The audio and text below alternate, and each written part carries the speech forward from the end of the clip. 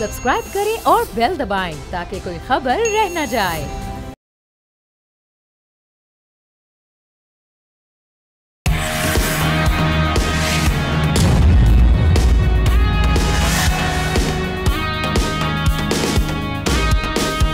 अस्सलामुअलैकुम नाजरीन, आप देख रहे हैं न्यूज़ पंच। मैं हूं आमना खटाना।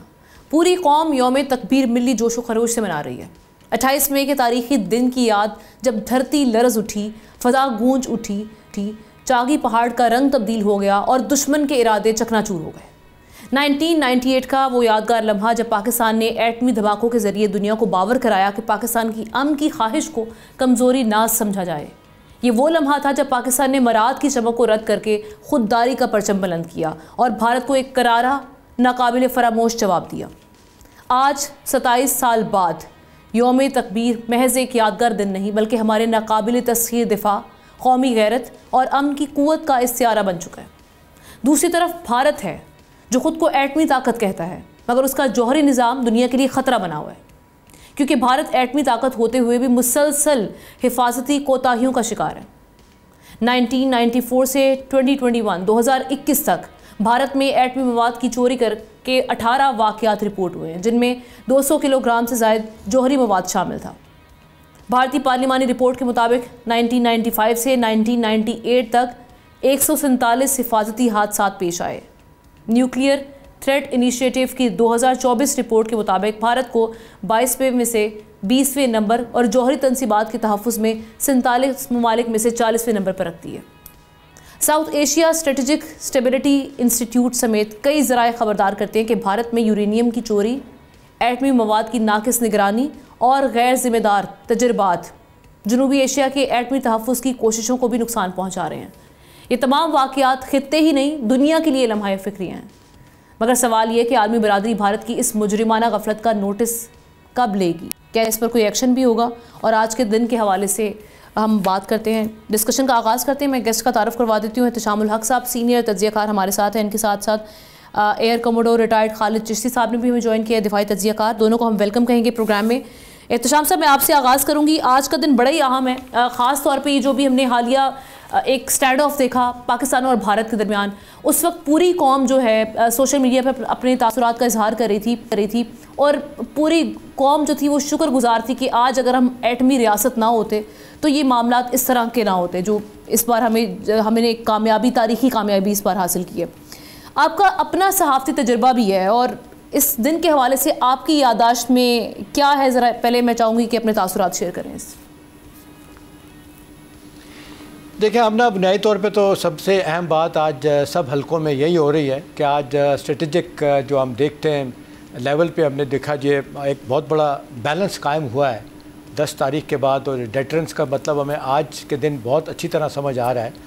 देखिए, इससे पहले आपने देखा हर साल जो हमें तकबीर मनाया जाता है, लेकिन आज जो मनाया जा रहा है इसकी अहमियत, इसका तनाज़र अगर बैकग्राउंड 10 तारीख को देखें कि 10 मई को क्या हुआ था, पूरी दुनिया ने इस बात को मान लिया कि पाकिस्तान ने अपनी लैंड पे, एयर पे सुपरियॉरिटी दिखाई। जिस तरीके से आपने ऑपरेशनल स्ट्रेटजी बना के हिंदुस्तान को मार लगाई, सब शोबों में मात किया, उस हवाले से आज के दिन की बड़ी अहमियत है। और दूसरी बात है कि आमना, मैं आपको बताऊं कि मैं 28 मई को मैं चागी में मौजूद था। मैं एक बड़े अंग्रेज़ी अखबार को रिप्रेजेंट करता था, तो मैं अखबार नवीसों की टीम के साथ मैं भी वहाँ गया हुआ था। और उससे पहले मैं बताऊँगा कि क्या बात हुई। देखें, 11 मई को हिंदुस्तान ने पोखरान में 3 एटमी धमाके किए, फिर 13 तारीख को उन्होंने 2 और किए और 5 धमाके हो गए। ये 11 और 13 के बाद 28 मई में आमना 15 दिन का वक्त होता है।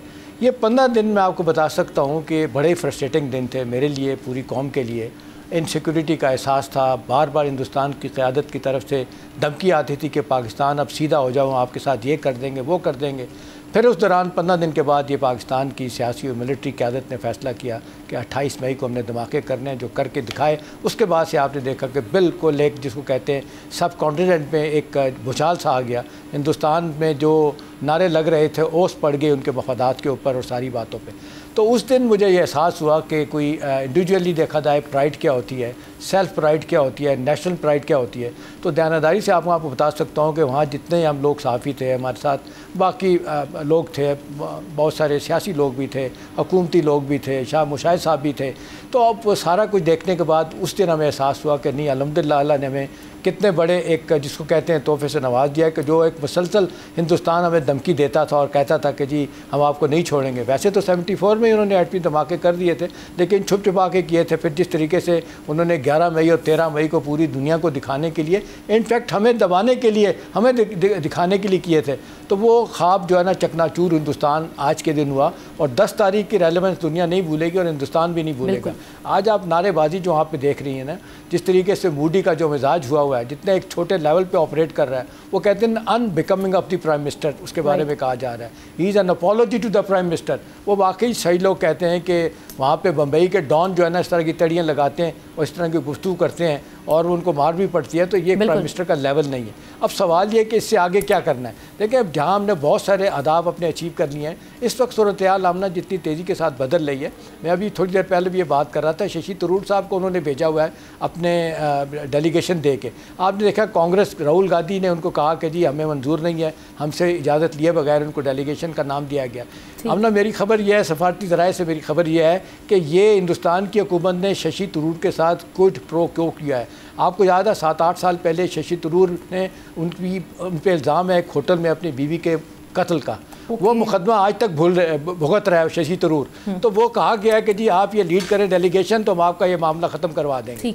अब देखें कि एक तरफ हिंदुस्तान में ये बात हो रही है और दूसरी तरफ इन्होंने अपने ज़ाती मफाद के लिए वो कांग्रेस पार्टी ने उनको मना किया, इसके बावजूद डेलीगेशन लीड कर रहे हैं। तो आज का दिन बड़ी रेलेवेंस है, इसको अब सारी दुनिया देखेगी। मैं खालिद साहब की जानिब बढ़ूंगी। खालिद साहब, मई का महीना पाकिस्तान की तारीख में और इंडिया की तारीख में बड़ा अहम रहा है। अब आप किस तरह से देख रहे हैं? एक तो उस वक्त जो चैलेंजेस थे, पाकिस्तान पे बड़ी पाबंदियों की भी एक प्रेशर था, आलमी प्रेशर था धमाकों के हवाले से, लेकिन पाकिस्तान ने ये इम्तिहान जो है वो पास कर लिया बड़ी कामयाबी से।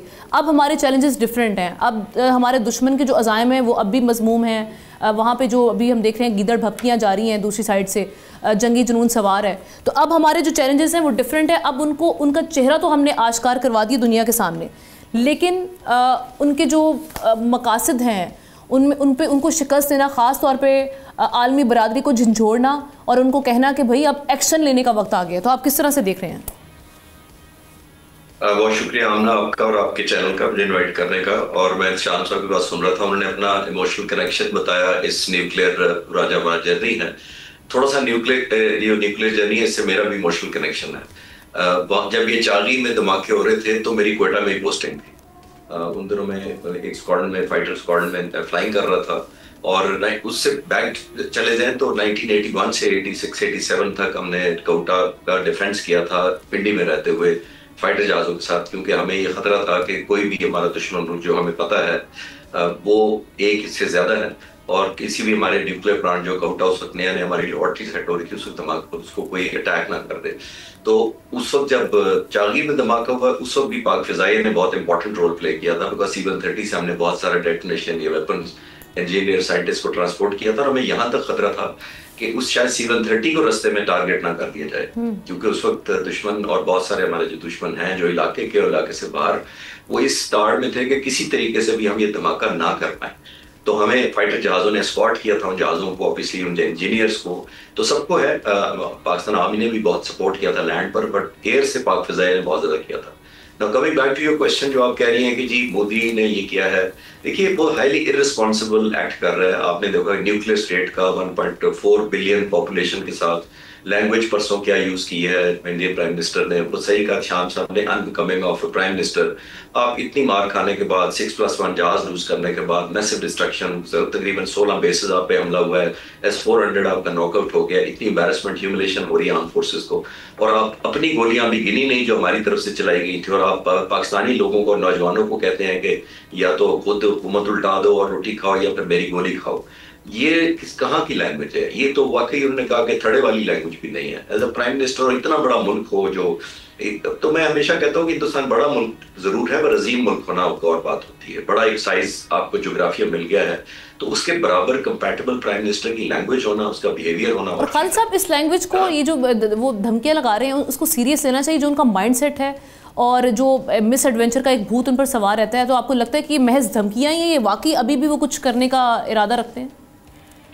देखिए आना, ये वो प्रेशर है जो उन्होंने खुद ही अपने ऊपर माउंट कर लिया हुआ है। ये सेल्फ क्रिएटेड एक प्रेशर उन्होंने, क्योंकि वो इतनी हाइप उन्होंने पूरी हिंदुस्तान के लोगों पर फिल्मी अंदाज में वो की है, जैसे बॉलीवुड में कोई फिल्म बन रही हो। ये मुल्क है, ये रियल लाइफ है, ये बच्चों का मुस्तकबिल है। ये खुद उन्होंने अपनी एप्लीकेशन कर ली अपने ऊपर कि हम सबक सिखा देंगे, हम ये कर देंगे। और आपने देखा कि तकरीबन 900 चैनल में से कुछ 600 चैनल तो ऐसे कर रहे थे कि जंग कागजों में अगर होनी है तो वो जीत भी चुके हैं, और अगर टीवी पे जीतनी है तो वो कब के जीत के घर जा चुके हैं। तो अब दूसरी तरफ हमारी तरफ मीडिया बड़ा मैच्योर था, उनकी धमकियों को सीरियस लेना चाहिए, नो डाउट अबाउट इट। लेकिन हर बात का जवाब देना तो मुझे लगता है हमारे कंपैटिबल बात ही नहीं है। इवन हमारे एंकर ने जवाब भी दिया उनके एंकर्स का। तो ये ग्रेस और मेजॉरिटी। मैं आपसे एक चीज पूछना चाहूंगा, आपको मैंने बहुत सुना है माशाल्लाह, जितने अपडेट आप थे और जितना फर्स्ट हैंड इन्फॉर्मेशन एयरफोर्स के बारे में आपने अपने लोगों को, हमारे लोगों को दिया, मैं कहता हूँ बहुत ही कमेंडेबल बात है। मेरे जहन में एक सवाल आ रहा है, वो ये कि जिस तरह सारी दुनिया ने एक टेक्नोलॉजिकल डिनाइल इम्पोज किया पाकिस्तान पे, हिंदुस्तान को सब कुछ मिल रहा है, हमें कुछ नहीं दिया जा रहा। हमने सब कुछ होते हुए जिस तरह अपनी हिंदुस्तान ने मुकाबले में हर चीज़ कम होने के बावजूद अपनी सुपरियॉरिटी दिखाई है।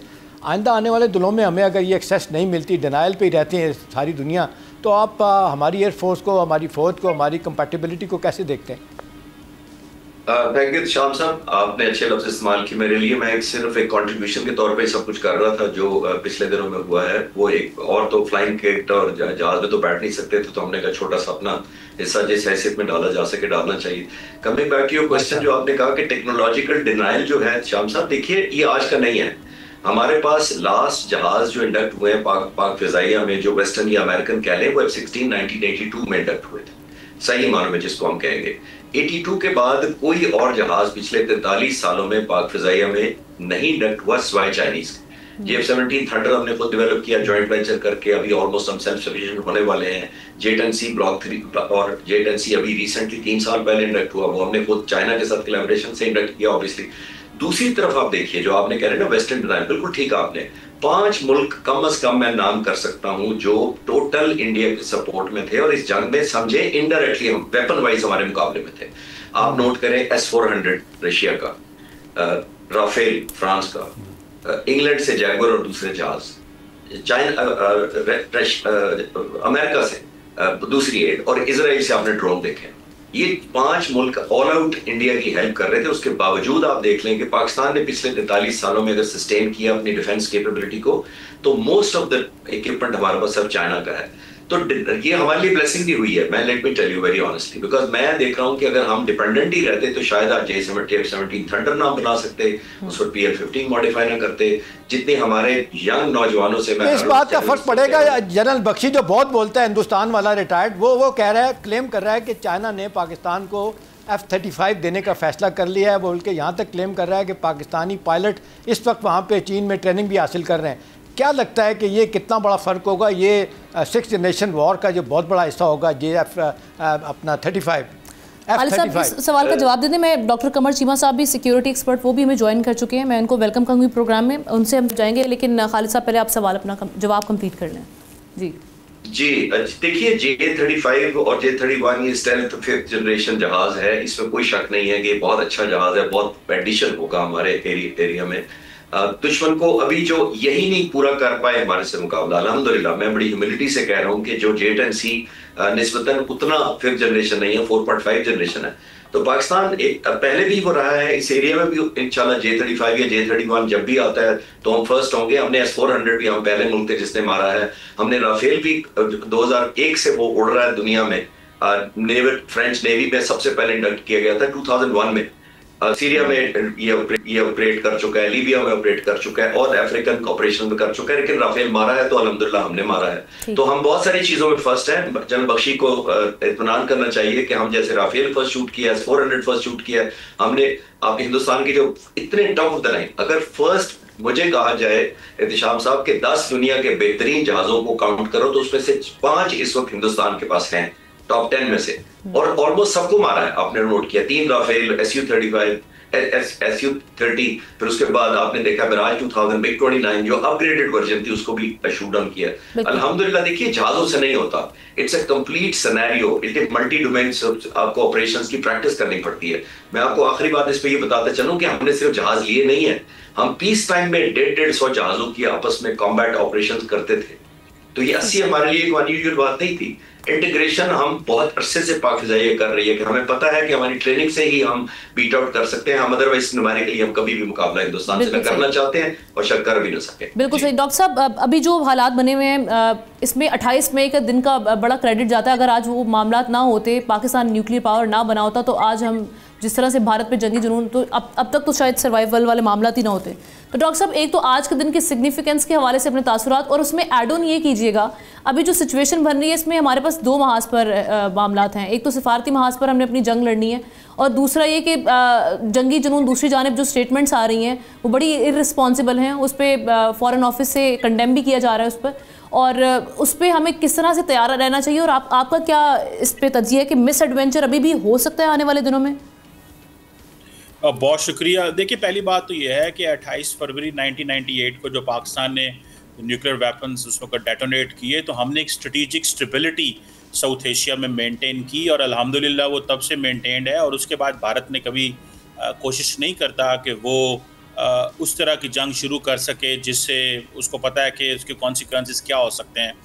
लेकिन नरेंद्र मोदी की क्योंकि पॉलिटिकल कंपल्शंस हैं, तो वो उनको हमेशा मुंह की खानी पड़ती है। इस दफ़ा तो आपको पता है ज़्यादा बुरे तरीके से पिटे हैं। देखिए, पहली बात जो आप कर रही हैं कि स्टेटमेंट्स वहाँ से आ रही हैं, देखिए वहाँ पे जिस तरह मिलिटरीली उनका नुकसान हुआ है, आज फ्रेंच आर्मी ने भी ये कहा है कि 3 जहाज़ अगर गिरे हैं, तो ये पहली दफ़ा हुआ है कि ये जहाज़ राफेल जहाज़ किसी भी कॉम्बैट में गिरे हैं। आज उन्होंने चाइनीज़ एक फिनिक्स टीवी को इंटरव्यू दिया है। दूसरी बात यह है कि जो नरेंद्र मोदी इस वक्त कर रहे हैं, बेसिकली अगर वो ना करें तो वो अपनी आवाम को फेस सेविंग कैसे देंगे? उन्होंने कहा कि ऑपरेशन सिंदूर जारी है। क्या कर रहा है ऑपरेशन सिंदूर? सीज फायर आप कर चुके हुए हैं, फौजें आप पीस टाइम पे अपनी जा चुके हुए हैं, तो कर क्या रहे हैं? बेसिकली अब वो नैरेटिव बनाना चाह रहे हैं डोमेस्टिकली एंड इंटरनेशनली। ना इंटरनेशनली उनको सपोर्ट मिली तो उन्होंने अपने तमाम पार्लियामेंटेरियंस को इस काम लगा दिया कि जाओ और जाके दुनिया को बताओ, और मीडिया पे चलता रहेगा। और डोमेस्टिकली वो जिस तरह जिंगोइज्म एंड हॉकिश एटीट्यूड खा रहे हैं, उसकी वजह क्या है? वो चाहते हैं कि पाकिस्तान की पॉलिटिकल क्लास भी ऐसे ही बयान दे, और मैं इस बयान जो पाकिस्तान की तरफ से भी आएंगे और इंडिया की तरफ से भी आएंगे, तो डायरेक्शन जो है वो हट जाएगी। सो वो पाकिस्तान को प्रोवोक कर रहे हैं इस वक्त। लेकिन पाकिस्तान की मेरा ख्याल है पॉलिटिकल क्लास बड़े स्मार्ट तरीके से काम कर रही है कि वो दुनिया का शुक्रिया अदा कर रही है जिन ममालिक ने पाकिस्तान की सपोर्ट की। दुनिया, इंटरनेशनल मीडिया पाकिस्तान के हक में लिख रहा है कि इस जंग के अंदर पाकिस्तान ने जो है उसको बढ़तरी हासिल रही। डोमेस्टिकली पाकिस्तान की सोसाइटी जो है उसको कंप्लीट ट्रस्ट है कि जिस तरह पाकिस्तान की आर्म फोर्सेस ने जंग लड़ी। सो पाकिस्तान के डोमेस्टिकली, इंटरनेशनली और मिलिट्री तीनों डोमेन के अंदर पाकिस्तान को जो बढ़तरी रही है, बेसिकली नरेंद्र मोदी चाहते हैं कि किसी तरह नैरेटिव के जरिए मैं चीज़ों को अनडू कर सकूं। इसलिए वो सारा टाइम ये हॉकिश एटीट्यूड और जो बोल रहे हैं, जिसको फॉरेन ऑफिस ने भी जिसके ऊपर एक्शन लिया है, मेरा ख्याल है कि दुनिया देख रही है। और उनका इंडियन मीडिया आप देखें कि सारे के सारे कर वो क्या रहे हैं, उनके मजीद दुश्मन बन गए हैं। वो तुर्की को अपना दुश्मन समझते हैं, वो अजरबैजान को दुश्मन कह रहे हैं, वो चाइना को मजीद कह रहे हैं। सो मुझे ऐसे लगता है कि पाकिस्तान को इवन वो ट्रम्प को भी ट्रोल कर रहे हैं, मेडलिंग पे ट्रम्प को भी ट्रोल कर रहे हैं, अमेरिका को कह रहे हैं कि तुम हमारे दोस्त नहीं है। सो उन्होंने they have picked more enemies after this war, और नए कॉन्फ्लिक्ट वो बनाना चाहते हैं और धमकियां लगाते हैं। सो मेरा ख्याल है पाकिस्तान को जो अल्हम्दुलिल्लाह अचीवमेंट्स हो गई हैं, हमें उस पर शुक्र अदा करना चाहिए। ह्यूमिलिटी हमारी लीडरशिप दिखा रही है, that is the best part. Diplomatically दुनिया को सेंसिटाइज करना रहना चाहिए। बस एक काम करने की जरूरत है, और वो जो भारत की प्रॉक्सी वॉर है उसको हाईलाइट करें, और उसके जो कनेक्शंस हैं, उसके सबूत, उसके डॉसियर जो पाकिस्तान के जो पॉलिटिशियंस ये जाएं बिलावल भुट्टो की क़यादत में, उनके हाथ में हो ताकि दुनिया को वो दिखाए जा सके। मेरा ख्याल है ये काम करने की ज़रूरत है। और जब भी पाकिस्तान के अंदर जब दहशतगर्दी का वाक़या हो, जिस तरह हमने कहा ये फितना उल हिंदुस्तान है और ये जिस तरह प्रॉक्सीज हैं, इनको प्रॉपर्ली हाईलाइट करके दुनिया को बताया जाए कि हम इस वक्त कितनी बड़ी हमारी तरह इकोनॉमिक प्रोग्रेस को में मेरा ख्याल है फेटअप में हमें केस लेके जाना चाहिए हिंदुस्तान का। एहतिशाम साहब बिल्कुल आप सही कह रहे हैं। देखिए हमारा केस बड़ा मजबूत है। हमें सिर्फ अपने डिप्लोमेटिक जो है ना वो जो एक थोड़ा सा एग्रेसिव होना पड़ेगा। इसाक डार साहब ने बहुत अच्छा काम किया है, फॉरेन ऑफिस ने, सब ने बहुत अच्छा काम किया है, क्रॉस द बोर्ड तमाम इंस्टीट्यूशंस, मीडिया, एवरीवन। मैं समझता हूँ जो चीज़ करने की ज़रूरत है वो ये है कि जैसे आपने कहा FATF के पास लेके जाएं कि टेरर फाइनेंसिंग, मनी लॉन्ड्रिंग, ये इन दहशतगर्द ग्रुपों को प्रॉक्सीज को दे रहे हैं, पाकिस्तान की तरक्की को टारगेट कर रहे हैं, पाकिस्तान की इकोनॉमिक ग्रोथ नहीं होने दे रहे, हमारे इन्वेस्टर्स को भगाते हैं, फॉरेन डायरेक्ट इन्वेस्टमेंट को रोकना चाहते हैं, वो चाइनीज़ को जिस तरह टारगेट करते हैं। मेरा ख्याल है हमारा केस मजबूत है, क्योंकि देखिए अभी जो US की थ्रेट असेसमेंट रिपोर्ट आई है, 2500 लोग पाकिस्तान में शहीद हुए हैं। मतलब पाकिस्तान उसको बड़े, देखिए जिस अंदाज में हमारी कैजुअल्टीज हुई हैं, हमारा जो एक डिप्लोमेटिक रिस्पॉन्स होना चाहिए वो उस लेवल का नहीं रहा। लेकिन इस क्राइसिस के बाद मेरा ख्याल है कि हमारे पास चॉइस भी ज़्यादा है, हमें एक्शन भी लेना चाहिए और अपनी आवाम को भी बताना चाहिए कि दिस इज़ द मोमेंट। बताएं कि ये किस तरह पाकिस्तान में प्रॉक्सीज में हमें इंगेज करके रखे हुए हैं और काइनेटिकली भी हमें इन्होंने इंगेज किया हुआ है। असल पाकिस्तान की तरक्की और पाकिस्तान की सोशल कोहेजन जो है उसको टारगेट करते हैं, हमारे जो एक एथनिक हमारी जो बॉन्डिंग है उसको भी टारगेट करते हैं। सो इंडिया मल्टीपल लेवल पे टारगेट कर रहा है, लेकिन फंस गया इस वक्त बड़ी मुश्किल में।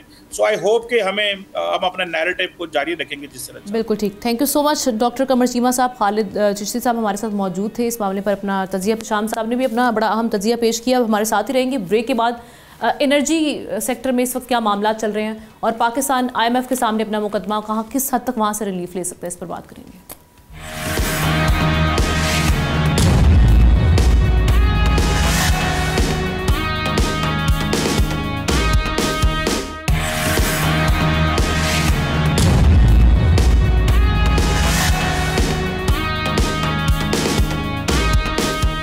वेलकम बैक नाजरीन। अवाम के लिए महंगाई का नया तूफान आने को तैयार है। वफाकी हुकूमत ने IMF को यकीन दहानी करा दी है कि बिजली, गैस और पेट्रोलियम मसनूआत मजीद महंगी होंगी। 1 जुलाई 2025 से बिजली का नया टैरिफ नाफिज होगा, जबकि गैस की कीमत दोबारा एडजस्ट की जाएगी। पहली बार जुलाई 2025 में और दूसरी बार फरवरी 2026 में पेट्रोल और डीजल पर 5 रुपये फ़ी लीटर कार्बन लेवी आयद की जाएगी और सूबे बिजली और गैस पर कोई सब्सिडी फराहम नहीं करेंगे। तवानाई के शोबे में गर्दिशी कर्जे को कम करने के लिए हुकूमत 1252 अरब रुपए का कर्ज लेगी, जो अगले 6 साल में बिजली सार्फिन से 10% डेबिट सर्विस सरचार्ज के जरिए वसूल किया जाएगा। ग्रिड लेवी कानून बनेगा और कंपनीज की कारकर्दगी के बगैर सार्फिन कीमतें चुकाएंगे। इन फैसलों से तवानाई के शोबे को सहारा तो मिलेगा, मगर महंगाई में पिसे आवाम पर बोझ नाकाबिले बर्दाश्त हो सकता है। IMF शराइत मानने के बाद आने वाला बजट आवाम के लिए रिलीफ लेकर आएगा या तकलीफ मजीद बढ़ेगी? IMF को राज़ी करने की ये कीमत आम शहरियों की जेबों पर कितनी भारी पड़ेगी? इसी पर एहतशामुल हक साहब ज्वाइन किया है। मोहम्मद आरिफ साहब ने, एनर्जी एक्सपर्ट हैं। Thank you so much Arif साहब। आप किस हद तक देख रहे हैं कि आने वाला बजट जो है, चूँकि पहले तो ये कहा जा रहा था कि जी अब रिलीफ मिलेगा, पिछले साल हमने ठीक ठाक बिल पे किए बिजली के और गैस के, लेकिन हमसे प्रॉमिसेस भी किए गए अप्रैल में जी कम कर दी जाएंगी, थोड़ी सी कम भी हुई, लेकिन अब दोबारा कह रहे हैं जी अब नया एक तूफान आने वाला है। आप क्या समझ रहे हैं कि इस बजट में किस हद तक हम इजाफा देखेंगे कीमतों में? ये इसी खबर के अंदर ही जवाब भी है कि जी बस और डिस्टॉर्शन होगी, कंज्यूमर प्राइसेस बढ़ जाएंगी, अफोर्डेबिलिटी कम हो जाएगी।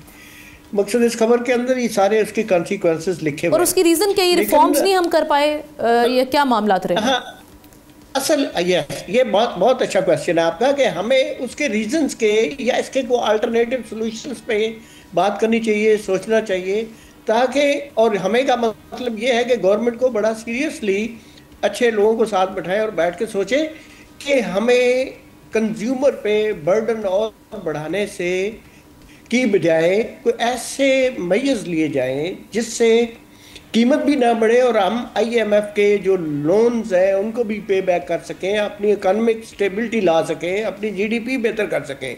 अब प्रॉब्लम यह है कि जो भी सॉल्यूशन IMF देता है, कोई ज़रूरी नहीं कि वो सॉल्यूशन सूटेबल हो हमारी अपनी इकानमी के लिए अंडर पेकुलियर सर्कमस्टांसेस जिसके अंदर हम ऑपरेट करते हैं।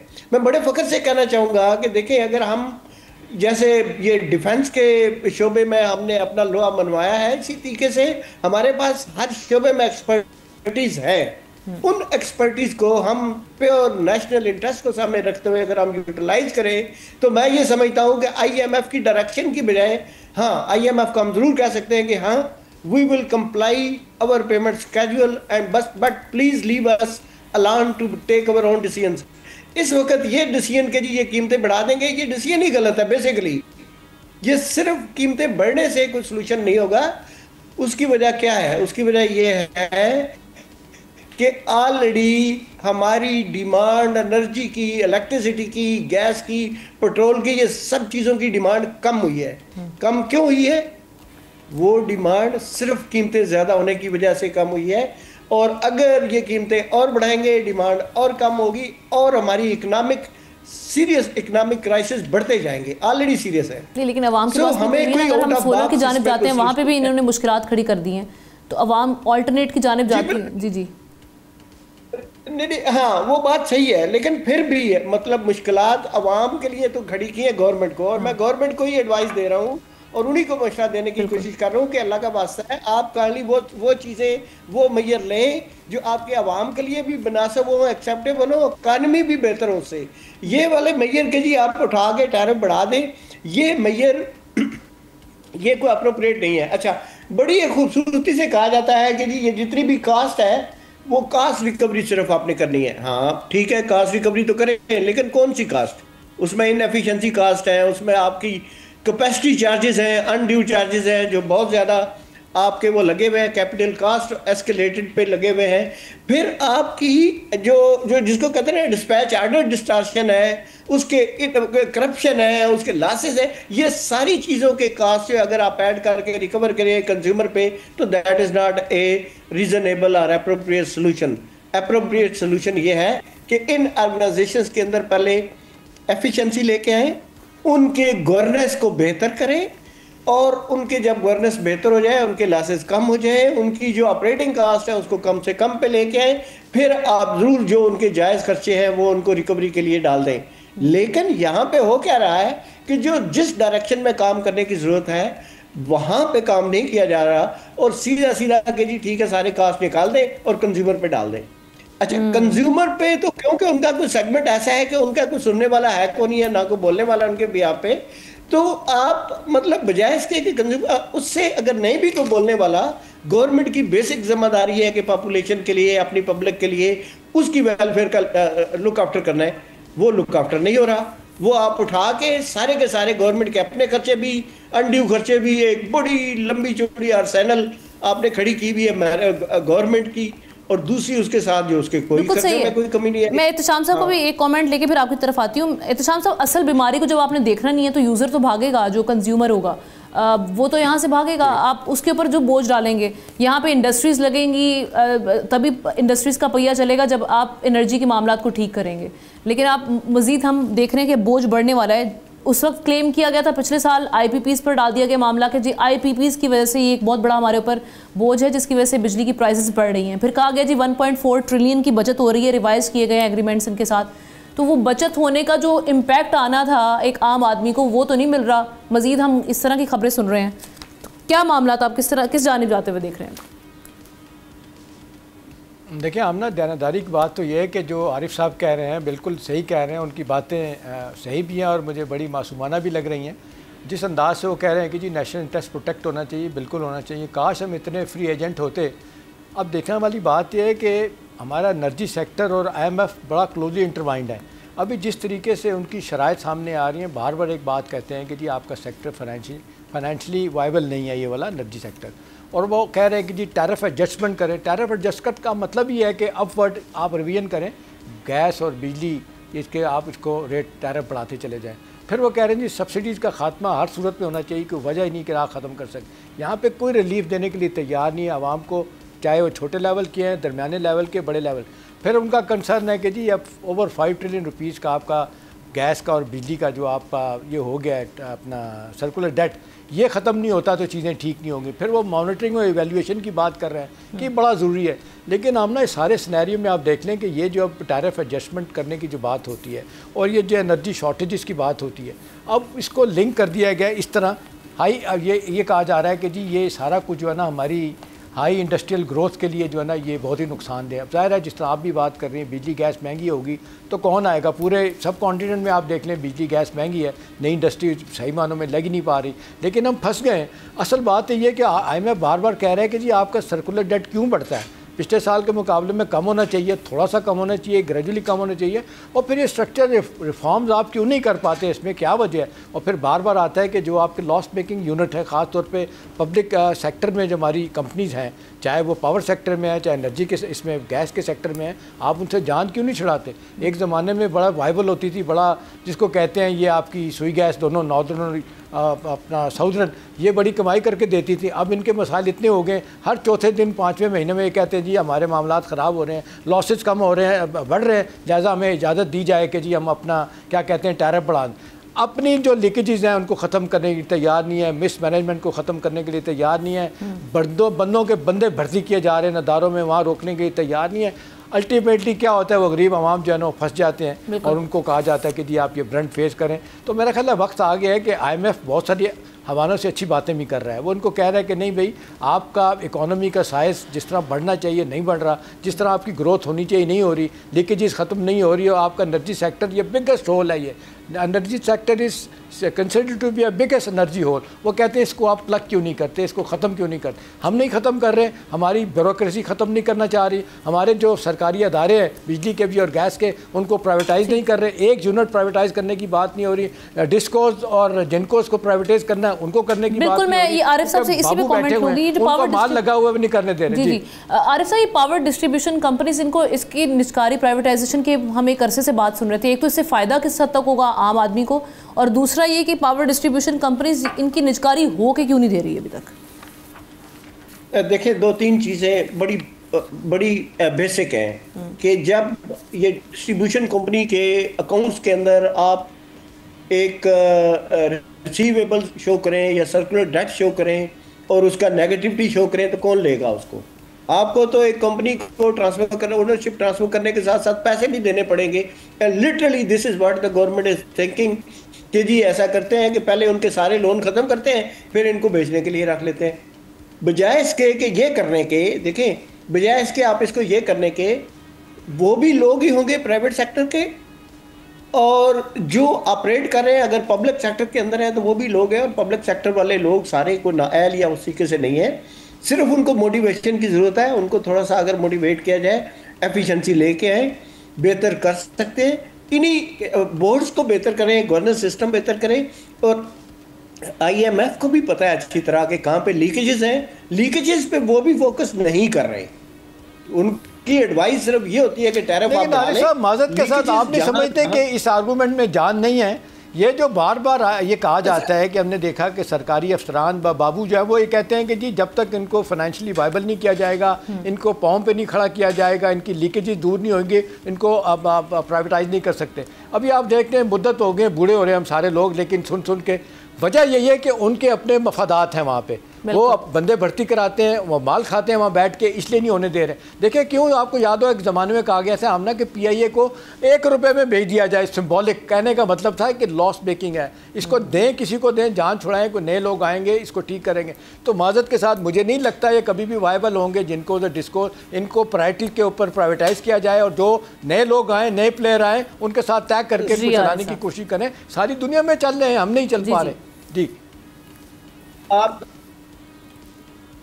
श्याम साहब, आप भी जो फरमा रहे हैं उसमें भी कोई गलत बात नहीं है, बिल्कुल आप सही फरमा रहे हैं। लेकिन प्रॉब्लम क्या होता है, प्रॉब्लम ये होता है कि जब आप बेचने के लिए सेल परचेज एग्रीमेंट करते हैं ना, अब मैं यहाँ पे आपको याद करवाता हूँ, आपको पहले आपके गारंटीड वो जो कैपेसिटी चार्जेस नहीं थे, प्राइवेटाइज करने के साथ जब आपने एग्रीमेंट किया, आपने वो भी फैसिलिटी अलो कर दी जो 94 की एनर्जी पॉलिसी में आपने बाकी प्राइवेट इन्वेस्टर को दी, वो इंसेंटिव आपने उनको भी दे दिए। अब ये इसी तरह से जब आप एग्जिस्टिंग जो भी डिस्कोज हैं उसको जब आप प्राइवेटाइज करने जाएं, उस एग्रीमेंट की टर्म्स एंड कंडीशंस जो है अगर आप ऐसी कर लें तो फिर उससे बेहतर है कि ना करें आप। ये बात बिल्कुल ठीक है कि ये ब्यूरोक्रेसी भी अपने लोग अपॉइंट करती है, सारे बोर्ड में बैठी भी है, इनका कोई काम नहीं है कि सारे बोर्ड्स के ऊपर 2-3 दिन जो है बोर्ड ऑफ डायरेक्टर अपने मिनिस्ट्रीज के लोग बैठे होते हैं और बैठ के पक्ष ले रहे होते हैं। और जब ये खुद बैठे हैं तो इन्हीं से पूछा जाए कि फिर कंपनियां नुकसान में क्यों जा रही हैं? प्राइवेट सेक्टर से बोर्ड के मेंबर बनने चाहिए। बिल्कुल, मैं भी यही कह रहा हूँ, 100% प्राइवेट सेक्टर से बनने चाहिए और उनकी जिम्मेदारी भी हो कि इनको सीधा करना है। और अगर उनकी बात ना मानी जाए तो वो उनके पास हायरिंग एंड फायरिंग, सीईओ की हायरिंग की अथॉरिटी हो, वो गवर्नमेंट से पूछे ही नहीं, अपनी मर्जी से सीईओ जाके अपॉइंट करे और उनसे काम चलवाए, तब जाके शायद कुछ बेहतरी आए। यहाँ पे इस मुल्क का, जिसको कहते, इस मुल्क के अंदर पूरा जो आपका गवर्नेंस सिस्टम है वो बेसिकली फेल हुआ हुआ है, और वो फेल हुआ हुआ है करप्शन की वजह से। बस ठीक, thank you so much Mohammad Arif साहब, आपने भी इस पर तजिया दिया, शाम शुक्रिया अदा करेंगे।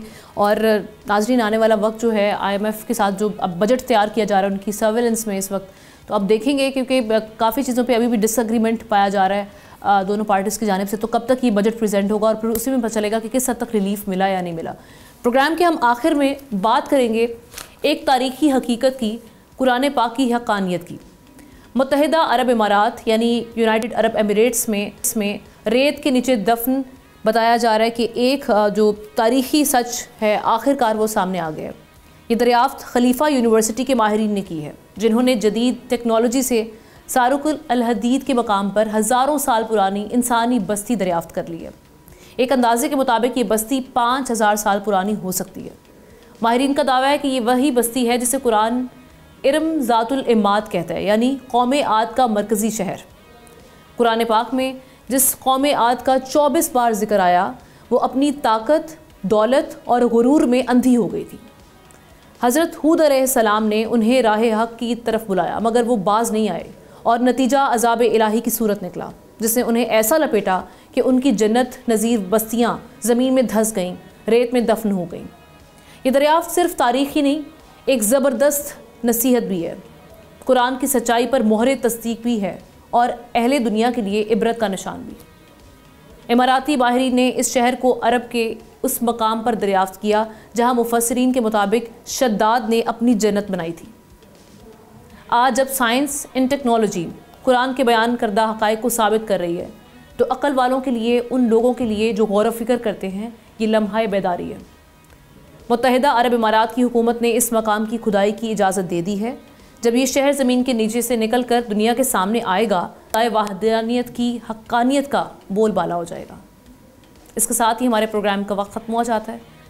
हमें इजाज़त दीजिए, इंशाअल्लाह आपसे कल मुलाकात करते हैं। अल्लाह हाफ़िज़।